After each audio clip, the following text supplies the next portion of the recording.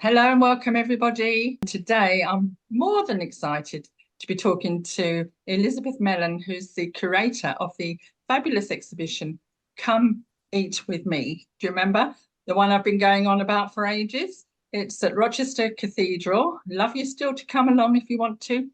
But Elizabeth, you're the main reason why we have this exhibition. It's been amazing. How did you come to be such a fantastic curator of art? Well, I've been involved in and interested in art all my life, actually, ever since I was at school and studied art O-level and A-level, and sat as a model for the local art group, was involved in a lot of artistic things.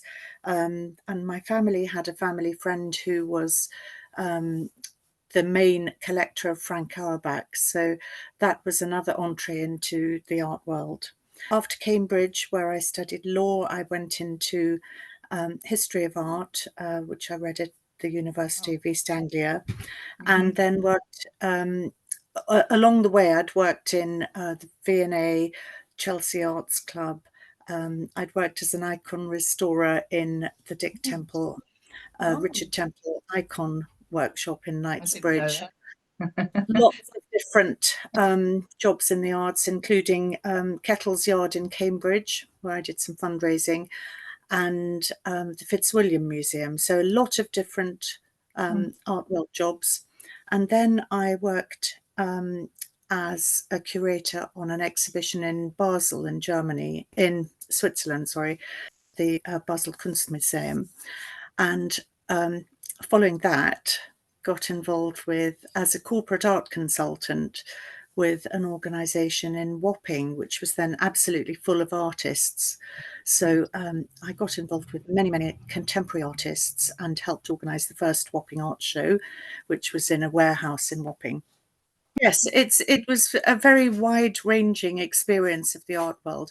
I was also collecting art at the time with my then boyfriend. So I was really invested in the art world. I worked as a corporate art consultant for about 20 years altogether, latterly really on the sponsorship side. So I worked at the Royal Academy of Arts and the Esterick Collection, both in London, and a small college called Cordwainers College, which is now part of the London College of Fashion, and also the London School of Economics. So I had a connection with education as well. I then became a teacher for about 20 years, and it's only recently that I've set up a very small, not-for-profit organisation called Spirit Arts that I've come back to curating, and this is our very first, our inaugural exhibition. So yes, that's a potted history. Well, that as a potted history, that's quite immense. And it was on my retirement that I decided to return to my basic instinct, if you like, of art. Is that what happened to you? Was it something that happened Yes, later? yes, absolutely. I'm not actually fully retired. I've only recently scaled down my working hours as a teacher, but yes, it's just coming to the last period of my life, I suppose. I really want to go back to what I really love, and that is spirituality and art, which is how I've come to set up Spirit Arts. Lovely. I can relate to that, and so can a lot of my audience, because I don't know if you know, but I'm very much into rejuvenation, and I see this phase as just the beginning of the next phase. If you start a venture like this at this point in your life, you can only go forward. So there's so much more to come. It's interesting. It's very exciting for artists in the area. So how did you go about choosing, or did you not choose the Rochester Cathedral for this exhibition? And maybe describe what the exhibition is about. Well, it was a little bit of both. In February last year, I was actually in bed just having had surgery when I read about the table coming to Rochester Cathedral.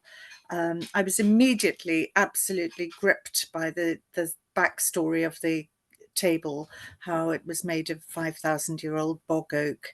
I'm very, very interested in anything historic, especially prehistoric. And this particular table, even though I hadn't seen it, I hadn't even seen a photograph of it, it just immediately had a resonance for me. As I say, I was in bed. Well, I couldn't walk for a while, and I hadn't seen the table itself. When I read about the fact that the cathedral were interested in having events and exhibitions possibly to do with or on the table. They wanted the table actually to be used. So they put out a call basically for projects, and I had already begun to think about the Last Supper and the table. I'd immediately, with my art historical background, remembered the Last Supper, and then began thinking about what a table meant, and the nature of fellowship and eating and community and so on. So there were lots of links, artistic links with tables and art projects, and but my particular focus was the Last Supper. So basically, I almost had a vision of the table covered with icons. Now, the icons I'd actually seen in a church in Burham, which is a beautiful ancient church nearby in Kent, where beautiful iconic roundels by an artist called Jane First were displayed on the wall on these sort of flaky chalk white walls. The roundels were of the Virgin Mary, her head, and Christ's head, and in fact his feet and hands, but they were isolated within an icon, and the icons were made of were gilded with gold leaf. So there was the prototype for a roundel as an icon, standing as an individual work of art, as opposed to an icon in a traditional form, which is like a window looking into the soul, or looking into at the subject of the icon, the saint or the holy person. So I had all these ideas at once, and it formulated into an idea of recreating or reimagining the Last Supper as a series of iconic roundels along the length of this 13-meter table. So I then, in fact, began to think of other aspects of that particular meal. The fact that it was in first century Jerusalem, the fact that several of the apostles were actually fishermen, and the music that would have been around, and the smells, and the type of food. Ideas kept flooding into my head. And so the initial project involved the icons along the table by a variety of artists in Kent.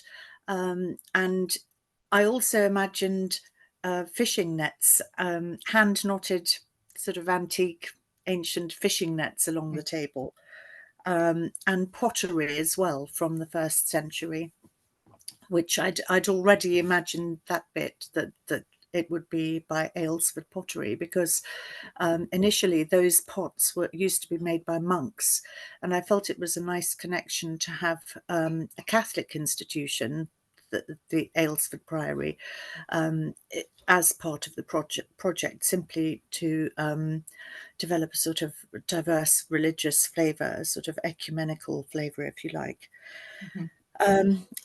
Again, I also thought of olive wood, and how perhaps we might have olive wood bowls with herbs and spices from the area, from the Middle East, in the bowls for people to touch and smell. I also wanted to approach someone who's connected with the cathedral,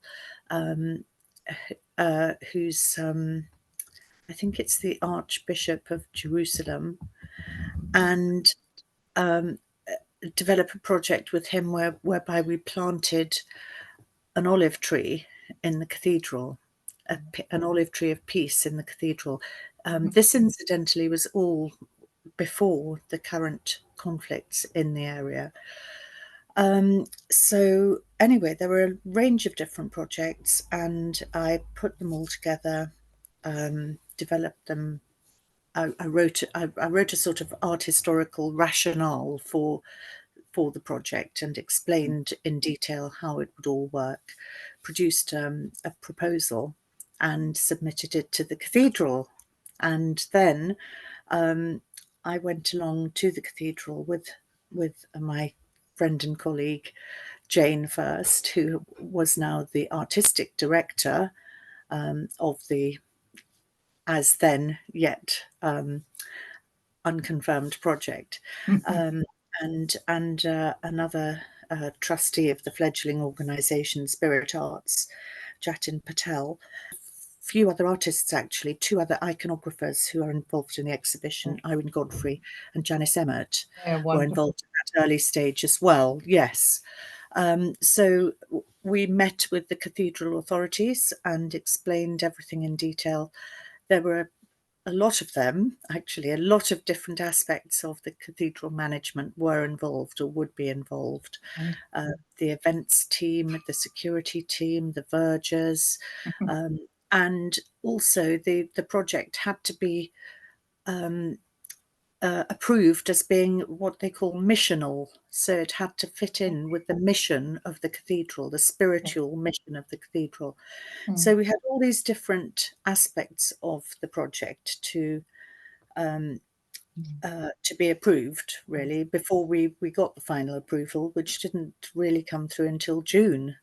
So we really only had from June to, say, the end of January to get the project up and running, find all the artists and get all the art together. Is that because the limited time at the table, the nations table, was actually going to be in the cathedral, or was no, it was just that because of the complexity of putting on events at the cathedral, they hadn't. It was not a quick turnaround to get a decision. So several months were involved in getting a decision, really.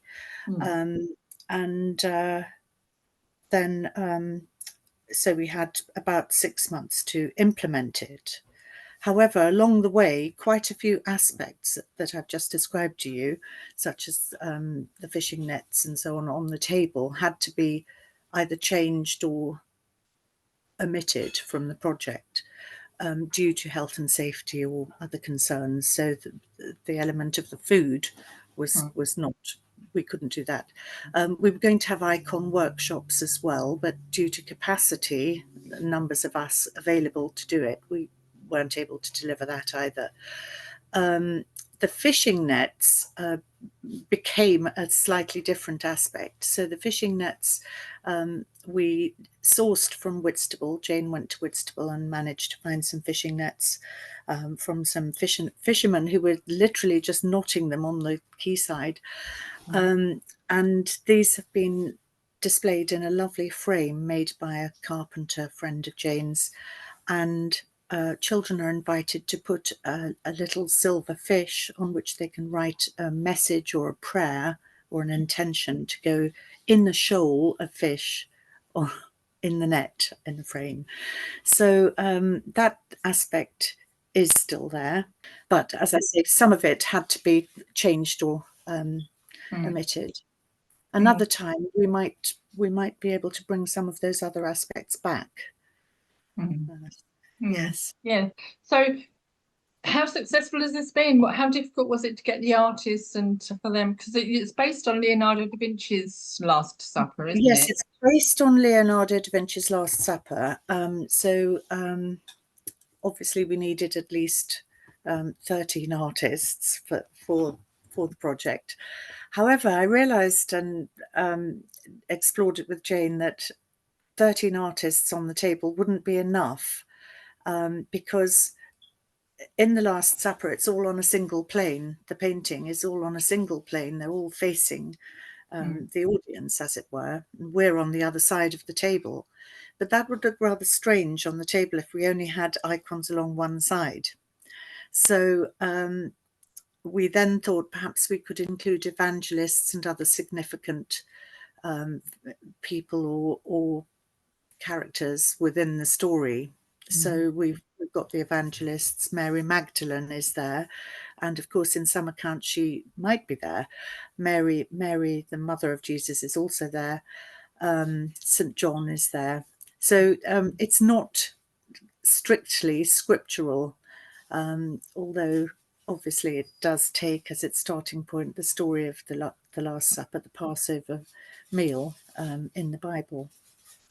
That's wonderful for children. I know I've taken my grandchildren, and I've met friends who brought their children, and it's a lovely story. There's a lot to tell and explain to other people Yes. about this exhibition. Yes, absolutely. Yes, the children have. I've been astonished actually how much the children have really taken from it and really enjoyed it. They've approached it on many different levels. Some of them have said, "Oh, that's my name." A little boy yesterday told me that his name was on 2 of the roundels, so he was very excited about that. Other children have loved seeing the animals, and of course they do actually enjoy doing the fish activity and writing a little prayer.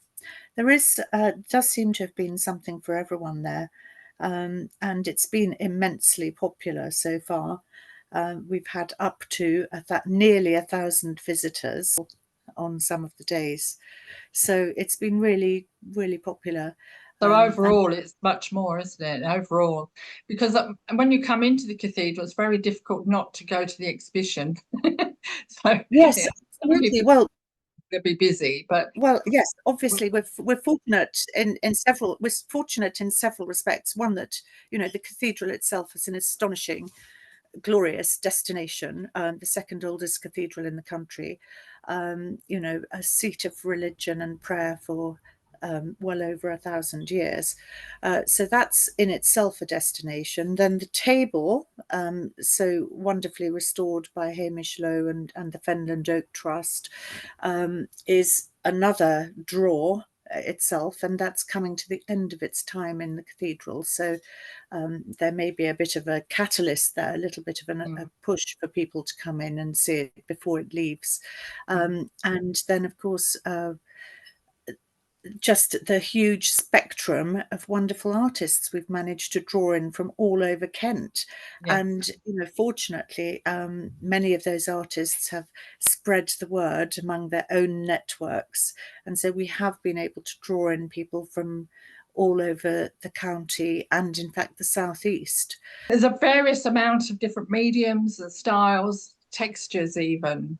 Although you have this theme of an icon and you have lovely icons there's a lot of freedom given to the artists. Yes. Yes, that's a very good point actually, because the one thing I think that we were looking for in the artists was a kinship, if you like, with observational drawing, that artists had to be able to produce a face, a recognizable face that could be a portrait of the characters, and that they might be able to intuit the emotions of that betrayal moment that we're depicting in the installation. So it has, by its nature, given an opportunity to artists whose work is not necessarily normally very popular at the moment, when art tends to be, quite different, sometimes very large, very political, and not of a human scale. So yes, it's been it was interesting to recruit the artists in that sense, and quite difficult, because one, we didn't have much time. We spread our network as far as we could in the southeast, particularly Kent, approaching various art groups to see who might be suitable and then who might be interested. So it did involve approaching a lot of different artists, and then a few artists also came connected to other artists. So yes, in that sense, it's very diverse. Yeah, brilliant. Well, it's very fabulous. I am, well, enthralled by the response of my friends, family, connections, the support I've been given through my social networks, etc. And so I think manifolding that with everybody in the experience, there's been a tremendous amount of goodwill, good intention, heightening of most people's interest in art and local art and portraiture. And also, obviously, within an interest stimulating or re-stimulating interest in the Renaissance and the church and Christianity and the stories of Jesus the Christ. And there's been lots of questions, lots of answers from different people. Not everybody who's participated has been an active Christian, and some have been quite atheist. And that's been wonderful, because even they have said they've undergone some kind of spiritual experience from undertaking the task. So I think it's fabulous, and I really think it's been a worthwhile experience for me, Absolutely. but also hopefully for you too. Absolutely. And I hope you do much more. Very much so. Very much so. Yes, it's been very, very a huge privilege really to work with all the artists and to see how hard they have worked on focusing on their subject matter and you know, literally trying to understand the character and then depict the character, the personality and the emotion. And it has been quite spiritual for all of them. They've also mentioned that it might affect their future practice, because all the roundels were gold leafed, so many of them hadn't done gold leafing before. So that's another skill which some people have said they really enjoyed and they will incorporate in their practice in future. And for me, yes, it's been a return to working directly with artists, which I love doing, and understanding the motivation of artists. And I do feel in life in general that many artists occupy a kind of shamanistic role within our society, that, you know, the artists are there to envision things for the rest of us and to depict things for everyone to understand and sometimes to interpret as well. So I really wanted to try and